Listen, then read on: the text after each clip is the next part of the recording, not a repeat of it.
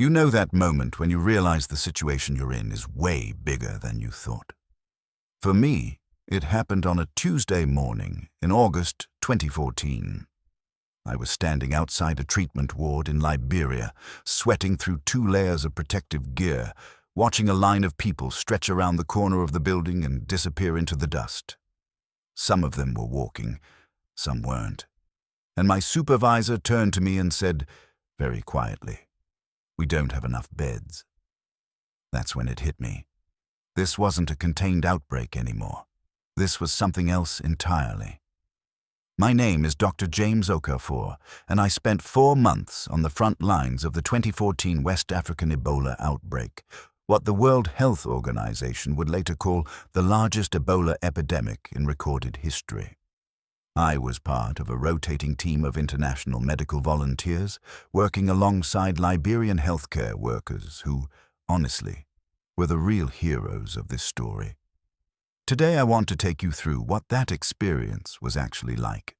Not the sanitized version, not the headline version, the actual day-to-day reality of working inside one of the most dangerous disease outbreaks in modern medical history.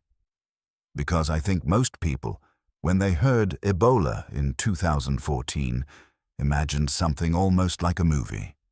Hazmat suits, dramatic evacuations, scientists racing against time in sterile labs. And yes, some of that was real. But the thing nobody really talks about is what it felt like to be there. The decisions you made before breakfast, the patients you couldn't save, the colleagues who kept showing up every single day even though they were terrified. That's what I want to tell you about today. Let me give you a quick picture of what was happening, because the scale of this thing is important to understand before we get into the personal side. The 2014 Ebola outbreak didn't start in 2014. It actually began in December 2013, in a small village in Guinea called Meliando. A 2-year-old boy named Emile Ouamuno is believed to have been the index case, what epidemiologists call patient zero. He died on December 28, 2013. Within weeks, his family members started getting sick. Then the disease spread to neighboring villages, then to the capital city, Conakry. Then it crossed borders into Sierra Leone and Liberia. By the time the international medical community fully recognized the scale of what was happening, it was already mid-2014. And by that point, the outbreak had a significant head start. Here's a number to put things in perspective. By the end of the outbreak in 2016, more than 28,000 people had been infected, and over 11,000 had died. But what those numbers don't capture is the context in which this was happening. Guinea, Sierra Leone, and Liberia are 3 of the poorest countries in the world. Their healthcare systems had been devastated by years of civil conflict. Liberia, specifically, had fewer than 50 doctors for a population of over 4 million people at the peak of the crisis. So when I arrived in August 2014, the outbreak wasn't just a medical emergency. It was a systemic collapse happening in slow motion, and we were walking straight into the middle of it. The call came through my organization, Médecins Sans Frontières, Doctors Without Borders, in late July 2014. They needed physicians with experience in infectious disease management. I had done previous work in rural Uganda, so I fit the profile. The briefings before deployment were thorough. Weeks of training on PPE, personal protective equipment, protocols, case management, infection prevention. We practiced donning and doffing the protective suits until it became almost muscle memory. The theory was that if you were ever in a high-stress situation inside a treatment center, your hands needed to know what to do, even if your brain was struggling to keep up. They also gave us psychological preparation, which, I'll be honest, I probably didn't take as seriously as I should have. Someone in the briefing session said, "When you're there, you'll see things that don't match any of your previous experience. The psychological adjustment happens in real time, not before you arrive." I remember nodding and thinking, Sure, I've worked in resource-limited settings before. I know what difficult looks like.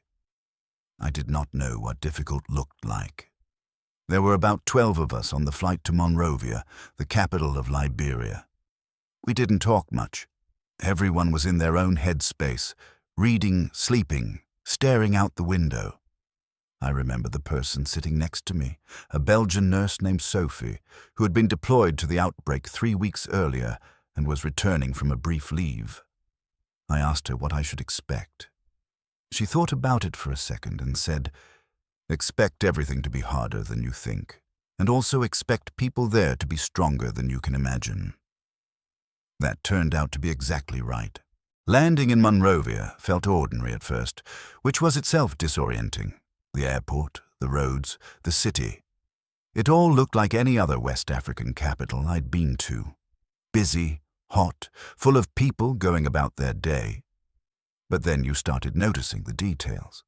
The handshake at the airport, or rather, the absence of it. In Liberia, as in much of West Africa, greetings are physical. You shake hands, you embrace, you make contact.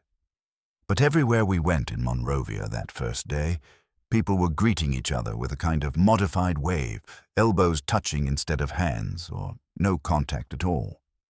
It was one of the stranger things to witness, because it went against something so deeply cultural, so fundamental to how people connect with each other.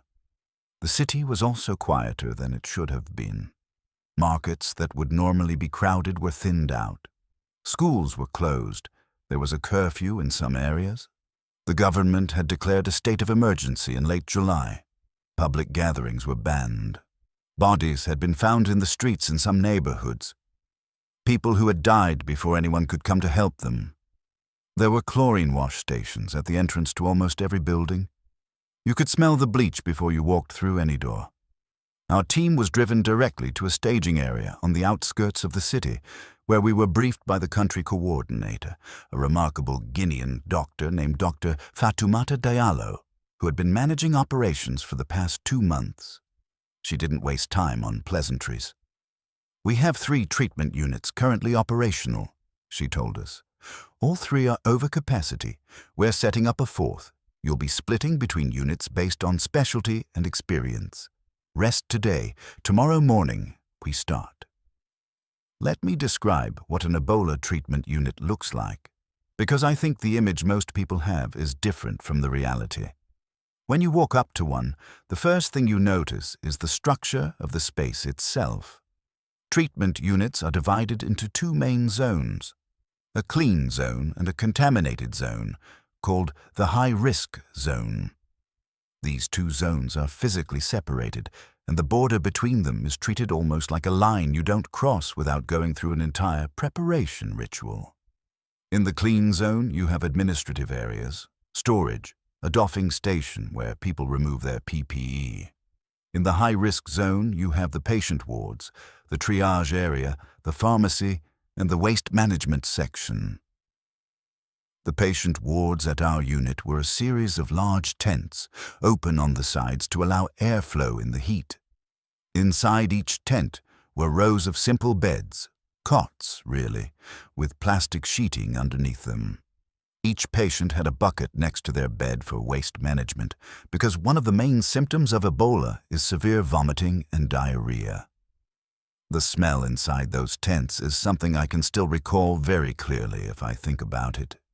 Patients were in different stages of illness, so a single ward might have someone who had just been admitted and was still in the early symptomatic phase, sitting next to someone who was critically ill. There was little privacy. There was little quiet. People were often in pain, often frightened, often asking for family members they couldn't see, because that was one of the hardest rules to enforce: no visitors. In Liberian culture, as in most of West African society, when someone is sick, their family comes. They sit with them, they care for them, they bring food, they pray. The isolation protocols that Ebola requires, strict separation, no physical contact, cut directly against that. We had to tell families that they could not come inside. that they could not hold their child, their parent, their spouse. And often, the person they were trying to reach was someone they might never see again. That was one of the things nobody briefed us on in the training sessions. Not because it was overlooked, but because there's no way to train for watching a mother stand outside a fence calling her child's name. Let me talk about the suits for a minute, because I think there's a glamorized version of what it's like to work in full personal protective equipment that doesn't match reality at all. The full PPE kit for working in the high-risk zone consists of a Tyvek suit, 2 pairs of latex gloves, rubber boots, an apron, a hood, goggles, and a surgical mask or respirator. Getting into all of this takes about 15 to 20 minutes if you're doing it correctly, because each layer has to be checked by a buddy, someone who verifies that there are no gaps, no exposed skin, no weak points in the barrier. Then you go inside. In the Liberian heat, inside a full suit, your body temperature starts rising within minutes. Sweat collects inside the goggles and starts blurring your vision. The gloves make fine motor tasks, starting IVs, adjusting equipment, taking notes, significantly more difficult. You can't hear as well. You can't communicate as naturally. Your own breathing starts to sound loud. Most experienced workers learn to limit their time in the high-risk zone to about 45 minutes to an hour. Not because the protocols required it, but because beyond that threshold, your concentration starts to degrade. You get hot, you get tired, and when you're tired and hot, that's when you make mistakes. And in that environment, a mistake had a very specific, very serious kind of consequence. Getting out of the suit is actually more dangerous than putting it on. The process of doffing, removing PPE, is where contamination is most likely to occur because you're handling the outside of a suit that has been in contact with a patient with one of the most contagious hemorrhagic fevers known to medicine. Every step of the removal process has to follow a precise sequence, and it's supervised every single time. You roll the suit off rather than pulling it over your head. You remove gloves in a specific way. You use chlorine solution between each step. The buddy watches every movement, and then when you're finally out, you shower, even if you think you're fine. Every single time. I never took any of that lightly, not once in 4 months. I want to be careful here, because patient privacy matters even in the context of a public health crisis. But I want to give you a sense of who the people inside those wards were, because Ebola patient as a category can feel abstract in a way that the reality absolutely was not. We had children, infants. We had elderly patients who had been brought in by community health workers after their families, terrified, had left them. We had pregnant women. We had healthcare workers, local nurses, lab technicians, community volunteers, who had been infected while doing exactly the kind of work we were there to support. In fact, one of the most devastating aspects of the 2014 outbreak was the toll it took on healthcare workers, specifically. Because Liberia had so few doctors and nurses to begin with, every healthcare worker who got sick represented a compounded crisis. At some point during the outbreak, Liberia had lost so many nurses to Ebola that entire hospitals not even related to Ebola care had to shut down or drastically reduce services. People were dying of malaria, of complications from childbirth, of conditions that would have been treatable, because the healthcare system had essentially collapsed under the weight of the outbreak. That's the context our patients were coming from, and most of them, I want to be clear about this, were not the dramatically symptomatic cases that make it into Hollywood depictions. The popular image of Ebola is based on its most severe presentations, which include bleeding from various orifices, which is dramatic and terrifying, but is actually not the most common way the disease presents. Most patients had fever, severe headache, muscle pain, weakness, vomiting, and diarrhea. Those symptoms, especially in that setting, are almost identical to severe malaria, typhoid, or cholera, which was one of the reasons the early outbreak was so hard to contain. In a region where those diseases are endemic, doctors and families didn't immediately recognize what they were dealing with. The hemorrhagic features, the severe bleeding, occurred in a subset of patients, typically those who were further along in the disease course, but by then, the virus had often already been transmitted to multiple contacts. I've been building up to this, and I want to be direct with you about the parts that were genuinely the hardest. The first was the mortality rate. Ebola, untreated, kills somewhere between 50 and 90% of those infected, depending on the strain and the outbreak. The 2014 outbreak was caused by the Zaire strain, which is among the more lethal variants. With supportive care, IV fluids, electrolyte management, treatment of secondary infections, that number can come down significantly. But in the resource context we were working in, even providing consistent supportive care was an enormous challenge. There were days when we lost multiple patients before noon. I had worked in high mortality environments before. I had done emergency medicine. I had done work in conflict zones. You develop a certain professional capacity to process loss and continue functioning. But this was different, and I've thought a lot about why. I think it was partly the speed. Ebola progresses quickly. Patients who were walking and talking when admitted could be gone within days. You didn't have the long arcs that you sometimes have in other serious illnesses, where there's time to build a relationship, to reach some kind of understanding, and it was partly the isolation. Those patients were dying without the people they loved, without physical contact, without someone to hold their hand in the way that every human being deserves in their final moments. As their doctor, I could stand next to their bed. I could speak to them through layers of PPE, but I couldn't give them what they most needed, which was the simple human warmth of another person without barriers between them. Our nurses and care workers did extraordinary things within those constraints. Some learned specific phrases in local languages so they could speak to patients directly. Some would sit next to bedsides for long stretches, not performing any medical task, just being present.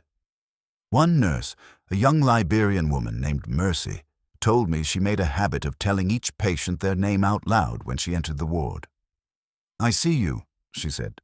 "That's all they need to know, that they are still a person, not just a sick person." I've thought about that a lot since. One thing that doesn't get discussed enough when people talk about Ebola is how genuinely difficult the diagnosis is in a resource-limited setting. Here's the problem. Ebola's early symptoms are nearly indistinguishable from a handful of other diseases that are extremely common in West Africa. Malaria, typhoid fever, cholera. All of them can present with fever, weakness, gastrointestinal symptoms. You cannot tell, from clinical presentation alone, whether someone has Ebola or one of these other conditions.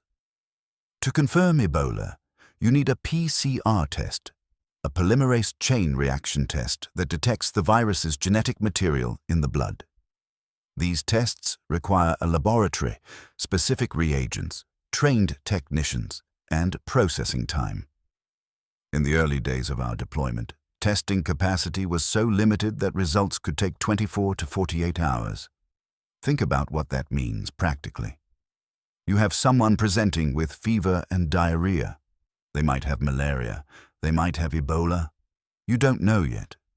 But the risk of treating them as a potential Ebola case in an already overcrowded unit, and potentially exposing other patients or staff, has to be weighed against the risk of missing a case and allowing transmission to continue. We had a designated suspect ward for cases that hadn't been confirmed yet. Those patients were in a genuinely awful liminal space. Sick enough to need care, uncertain enough about their diagnosis that they couldn't be with family, isolated and frightened.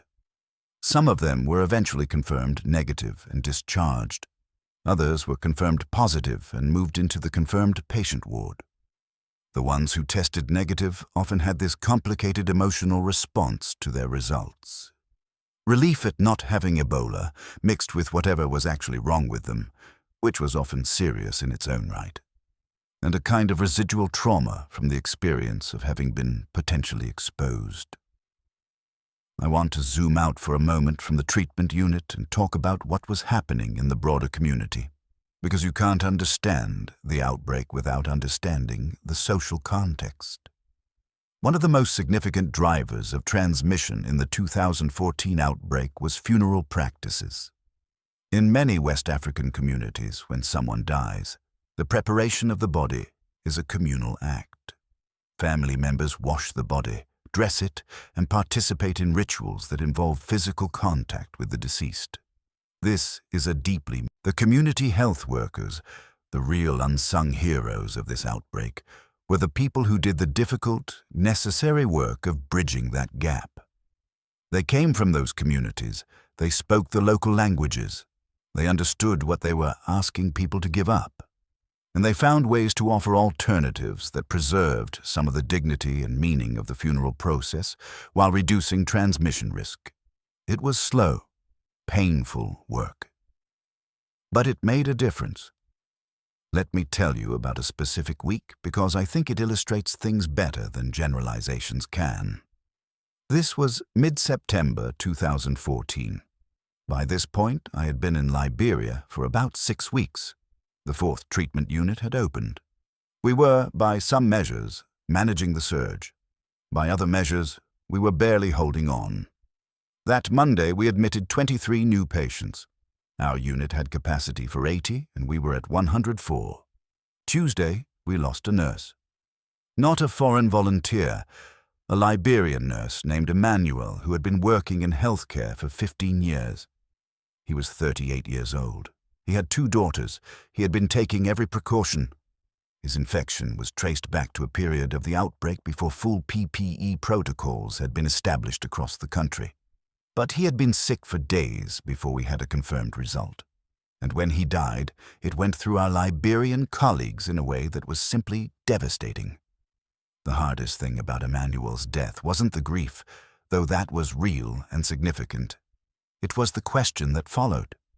Why is he still here? He knew the risks. His family had begged him to stop. He could have left. He chose to stay. I asked one of his colleagues that question, somewhat indirectly. She said, because if we leave, who is left? There aren't enough of us already. That's the thing about healthcare workers in crisis contexts. They don't stay because they don't understand the danger. They stay because they understand what happens to their communities if they go. Wednesday that week, we had a patient who recovered. A 15-year-old boy named George who had been admitted 8 days earlier and who had, against the odds, made it through. When patients recovered from Ebola, the discharge process was emotionally charged in a way that was unlike almost anything else I've experienced in medicine. He was given new clothes. He was walked out of the unit with a small ceremony. Not elaborate, just meaningful. His grandmother was waiting outside the fence. When she saw him, she let out a sound that I don't have the vocabulary to describe accurately. It was somewhere between a prayer and a cry and a song. George looked embarrassed and happy and a little overwhelmed. He kept touching his own face like he was checking that it was still there. That was Wednesday. By Friday, we were back to managing 3 critical cases simultaneously and running low on IV supplies. That was the rhythm of it. Not a constant arc either upward or downward, but these abrupt swings between loss and survival, and logistics and loss again. Here's something that I think is genuinely fascinating about this outbreak from a scientific perspective, and something that changed how I think about medicine. The 2014 outbreak happened at a moment when Ebola research was advancing faster than ever before, partly because of the scale of the outbreak itself. There were experimental treatments being evaluated in real time. There was an experimental vaccine, VSV-EBOV, that was in clinical trials during the outbreak, and that ultimately showed significant efficacy. There were compassionate use cases of an experimental antiviral called ZMapp being administered to infected healthcare workers. Being on the ground during that period was a strange experience because you were simultaneously a practitioner trying to manage patients with existing tools and a witness to the generations of new medical knowledge. Researchers from multiple countries were publishing findings, updating protocols, sharing data in ways that moved faster than the traditional pace of medical literature. The standard of care evolved during the 4 months I was there. Early in my deployment, our primary approach to severe cases was aggressive oral rehydration and supportive care. By the time I left, IV fluid management protocols had been refined, approaches to electrolyte replacement had been updated based on emerging clinical data, and the use of certain supportive interventions had been clarified. That's remarkable, actually. In most infectious disease contexts, clinical knowledge moves slowly over years of trials and studies. In this outbreak, it was moving in weeks, because there was both the necessity and, for the first time at this scale, the infrastructure for rapid data sharing. It didn't save everyone, not even close, but it moved the needle, and watching medicine adapt in real time to an unprecedented challenge gave me a very different appreciation for how clinical knowledge actually gets built. I want to spend a few minutes on something that doesn't get nearly enough attention in narratives about humanitarian medicine, and that's the psychological impact on the people doing this work. Before I deployed, I'd done some reading on what the literature calls moral injury, the psychological damage that comes not just from witnessing suffering, but from being in situations where your capacity to respond to that suffering is structurally limited. It's different from burnout, and it's different from post-traumatic stress in its traditional sense. Moral injury happens when you know what the right thing to do is, and you cannot do it. Not because you're not trying, but because the resources aren't there, because the system is broken, because there's one of you and 30 of them. I experienced that. Most of my colleagues experienced it, and the informal support systems we developed, the conversations over meals, the debriefs after particularly hard days, the specific way that experienced team members would check in on newer arrivals, were genuinely important. Not as substitutes for professional mental health support, which we also had access to, but as the kind of immediate processing that humans need when they're going through something difficult.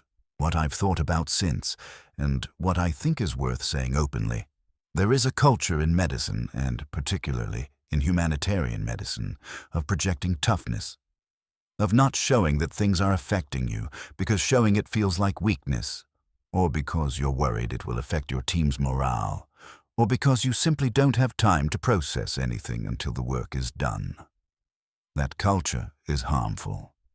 I've watched it damage very good, very dedicated people.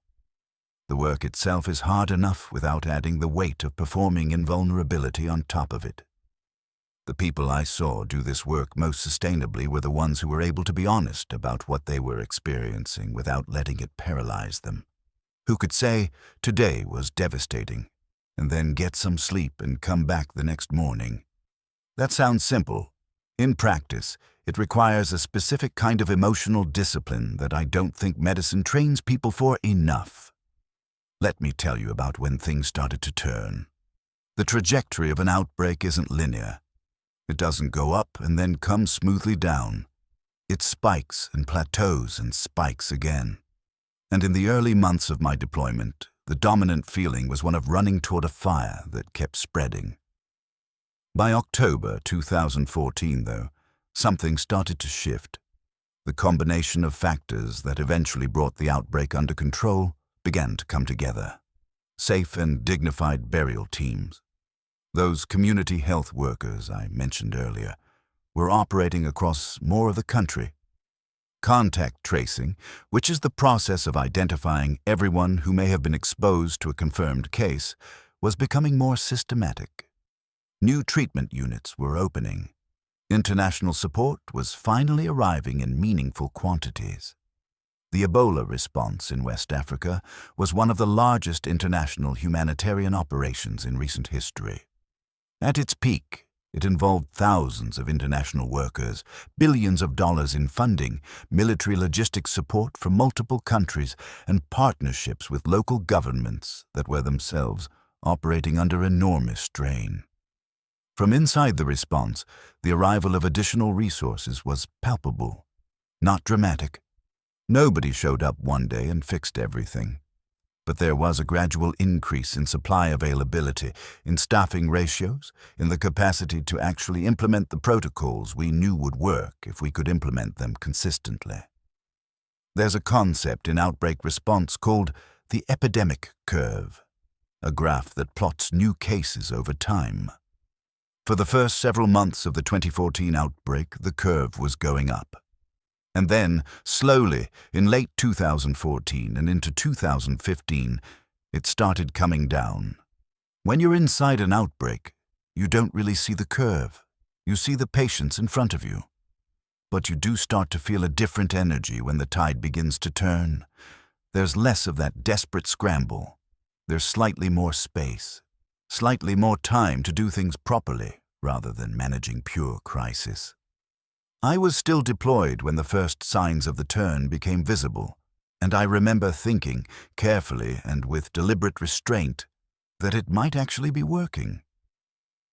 I want to take a step back from my personal experience and talk about some things that I think the global response to this outbreak got wrong, because I think they're important, and I think they're relevant to how we respond to future crises. The first is speed. The international community was simply too slow to recognize and respond to the scale of what was happening. By the time the WHO declared a public health emergency of international concern in August 2014, the outbreak had been growing for 8 months. Treatment units were already overwhelmed. Healthcare workers were already dying. Early warnings from Médecins Sans Frontières were issued in March 2014. Months before the international response was mobilized at scale. The lesson there is not complicated, but it is structurally difficult.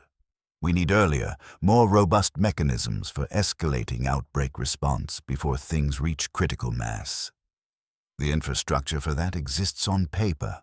The political will to mobilize it early, before the cameras arrive and before there's public pressure, is harder to generate. The second thing the world got wrong was the treatment of West African countries as passive recipients of aid, rather than as partners with their own expertise and agency. Local healthcare workers, local governments, local community organizations had essential knowledge and relationships that outsiders didn't have and couldn't quickly develop. The response worked better when it centered those local actors, rather than sidelining them. The third thing, and this is painful to say as someone who was part of the international response, was the global media coverage. During the peak of the outbreak in West Africa, where 28,000 people were infected, international coverage was inconsistent, often sensationalized, and frequently focused on the small number of cases that appeared in Europe and North America, rather than on the catastrophe happening in Guinea, Sierra Leone, and Liberia. When a healthcare worker was evacuated to the United States for treatment, that became international news. When entire neighborhoods in Monrovia were cut off from medical care, it got a fraction of the coverage. That asymmetry in attention isn't just a media critique. It has real consequences for resource mobilization, for political will, for the ability of organizations like the one I worked with to raise the funding needed to respond. The world pays attention unevenly, and people die in the gaps. I've talked about my experience as a foreign volunteer, but I want to be honest about something. The people who made the most difference in this outbreak were not people like me. We came. We worked hard. We brought resources and expertise and staffing capacity, but we also got to leave. The people who deserve the most credit are the Liberian, Guinean, and Sierra Leonean healthcare workers, community volunteers, contact tracers, burial team members, and public health officials who had no option to go home, who stayed because it was their country, their community, their family. Let me tell you about a few of the people I worked with. There was Dr. Moses Farn, a Liberian physician who had trained in the United States, returned to Liberia to build the healthcare system there, and could have left when the outbreak hit. He stayed. He worked in conditions that were almost inconceivably difficult. He lost colleagues. He managed his own fear every single day. He kept working. There was Aminata, a contact tracing supervisor from Sierra Leone who had been doing this work since the beginning of the outbreak, who had herself lost a sibling to the disease and who continued going door to door, following chains of transmission, doing the unglamorous and essential and genuinely dangerous work of trying to break those chains. There was a community volunteer I'll call Thomas, I won't use his real name, who had recovered from Ebola himself and then, because survivors develop immunity, went back into the treatment units to care for patients. He had survived the disease. He didn't have to go back.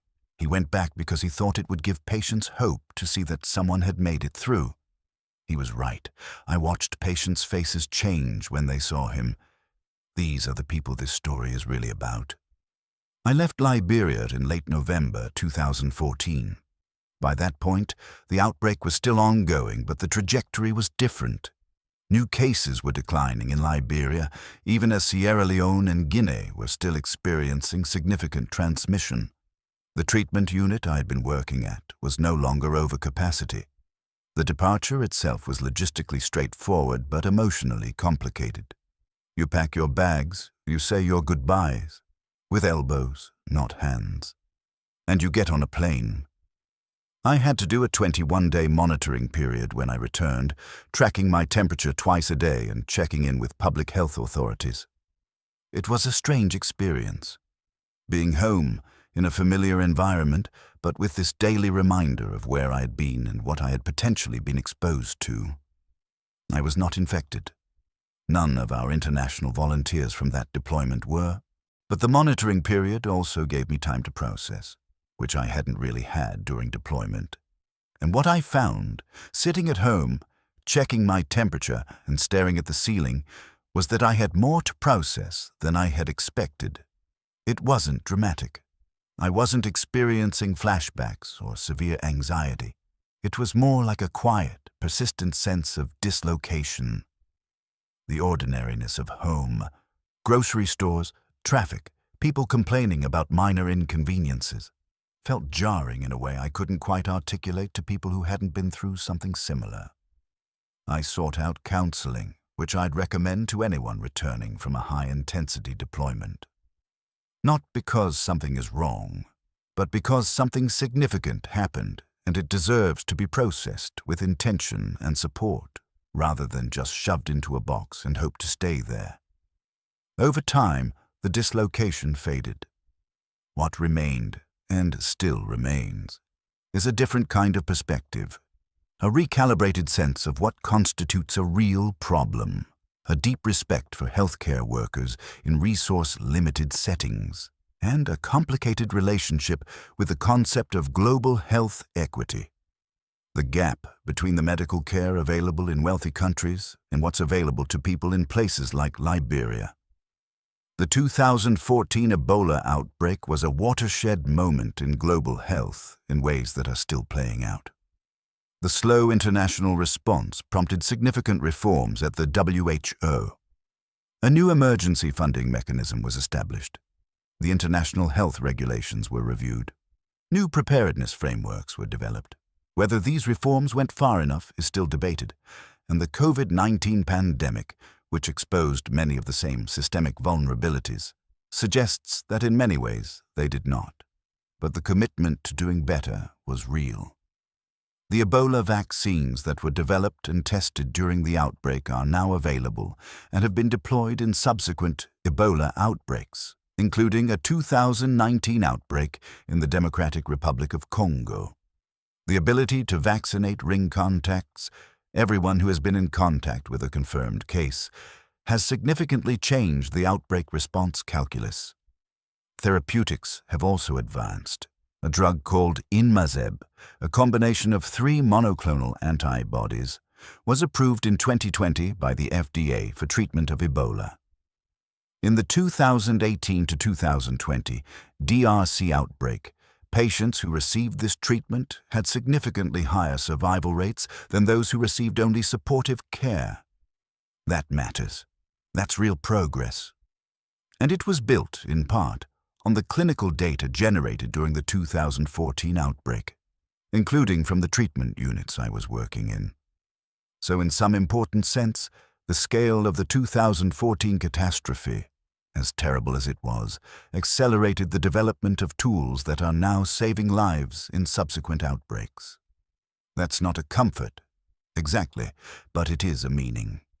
I want to talk for a few minutes about what this experience taught me about infectious disease response more broadly, because I think it's genuinely relevant beyond the specific context of Ebola in West Africa.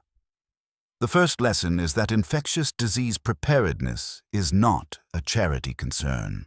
It is a security concern, an economic concern, a basic function of organized society. Investing in healthcare systems in low-income countries, building diagnostic capacity, training local healthcare workers, maintaining disease surveillance. These things pay dividends that go far beyond the populations directly served. The COVID-19 pandemic demonstrated this at a scale that was impossible to ignore. The second lesson is that community trust is not a nice-to-have in outbreak response. It is foundational. If communities don't trust the people trying to help them, and in many of the affected areas of West Africa, in 2014, there were very legitimate historical reasons for that distrust, then the most technically sophisticated response will fail. You can have all the PPE and treatment units and contact tracers in the world, and if people are hiding cases because they're afraid of what happens if they report them, the outbreak continues. Building that trust takes time and consistency and humility. It requires listening to community concerns, even when those concerns seem, from a clinical perspective, to be getting in the way of the response. Often, those concerns contain important information about why the response isn't working as intended. The third lesson is about healthcare worker safety and support. Healthcare workers in low-income countries are simultaneously the most critical resource in outbreak response and among the most undervalued and underprotected. During the 2014 outbreak, healthcare workers died at higher rates per capita than the general population. The loss of each one represented not just a human tragedy, but an irreplaceable loss of capacity in systems that had almost no capacity to spare. Protecting healthcare workers, with adequate PPE, fair compensation, psychological support, and appropriate protocols, is not a peripheral consideration. It is the core of the response. The last confirmed case of the 2014 West African Ebola outbreak was in March 2016. Liberia was declared Ebola-free for the third and final time in June 2016, after a small number of cases emerged from a previously dormant reservoir of the virus in a survivor. By that point, 11,310 people had died. Liberia had lost about 8% of its healthcare workforce to the outbreak. The economic impact was severe. The social impact, the grief, the disruption to communities, the psychological effects on survivors and families will take decades to fully measure. But Liberia also demonstrated something important. A country with some of the most limited healthcare resources in the world, in the middle of a catastrophic outbreak, with minimal international support for the first several months, built a response. It wasn't perfect. Nothing in public health ever is. But it was real, and it worked, and it was built largely by Liberian people, with Liberian knowledge and Liberian commitment. The international community, when it finally mobilized in earnest, added capacity. But the foundation was local. That's the model that works. I get asked sometimes by medical students and young healthcare workers what it's like to do humanitarian medicine and whether they should consider it. My honest answer is, yes, if it's something you feel drawn to, and also, prepare properly. Prepare technically. Make sure you have clinical skills that are transferable to low-resource settings. IV insertion, basic surgical procedures, emergency medicine, infectious disease management. The more you can do with limited equipment, the more useful you are. Prepare psychologically. Read about moral injury. Talk to people who have done this work. Be honest with yourself about your motivations. The desire to help is essential, but it needs to be paired with a realistic understanding of what helping actually looks like in a context where the problems are systemic and the solutions are slow. Learn to listen. I cannot overstate how important this is. The instinct when you arrive somewhere as an expert is to arrive with answers. The more productive approach is to arrive with questions and spend a significant amount of time listening before you offer anything. And understand that this work will change you. Not necessarily in the ways you expect, and not all of them comfortable, but it will give you something that's difficult to develop any other way. A visceral, concrete understanding of what health inequity looks like when it's not an abstraction, but a tent full of sick people and not enough IV fluid to go around. That understanding, once you have it, is impossible to unknow, and it has a way of reorienting everything else. I started this by telling you about a Tuesday morning in August 2014, standing outside a treatment ward, watching a line of people stretch around the corner. I want to end somewhere different. I want to end with George, the 15-year-old who walked out of our treatment unit on a Wednesday in September, with new clothes and a grandmother making that sound I still don't have words for. I want to end with Mercy, who told every patient their name out loud when she walked into the ward. I see you.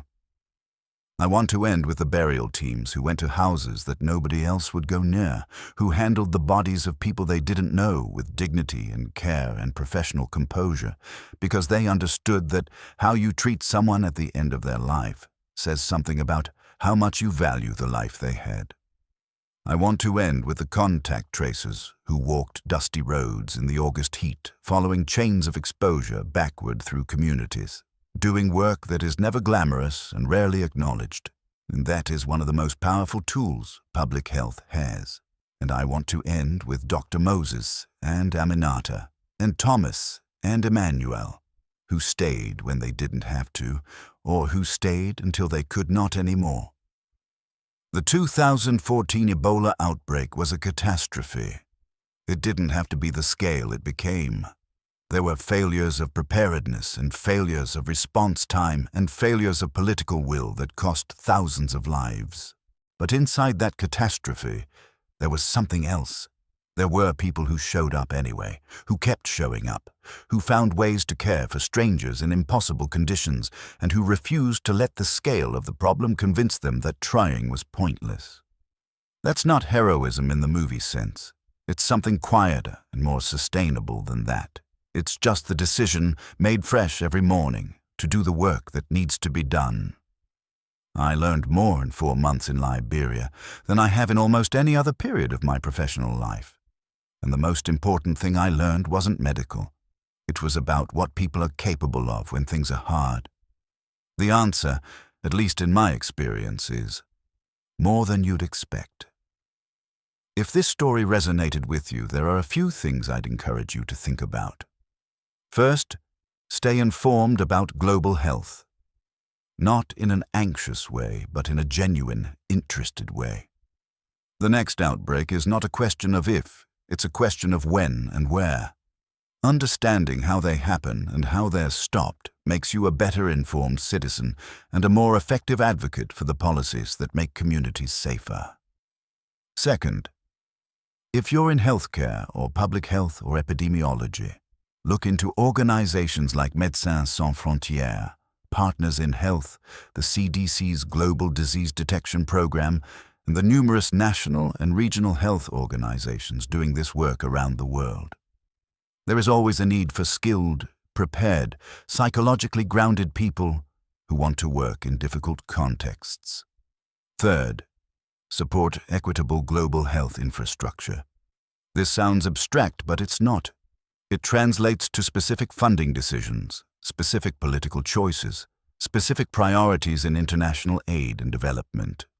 Healthcare systems in low-income countries need investment not as charity, but as recognition that we share a world and that outbreaks don't respect national borders. And if you found value in this video, if it made you think, or made you feel something, or gave you a more concrete picture of what these situations actually look like, please share it. These stories matter. The people in them deserve to be remembered, and understanding what happened in 2014 is part of how we make sure the next outbreak doesn't become what that one became. Thank you for watching. Take care of yourselves and pay attention to the world.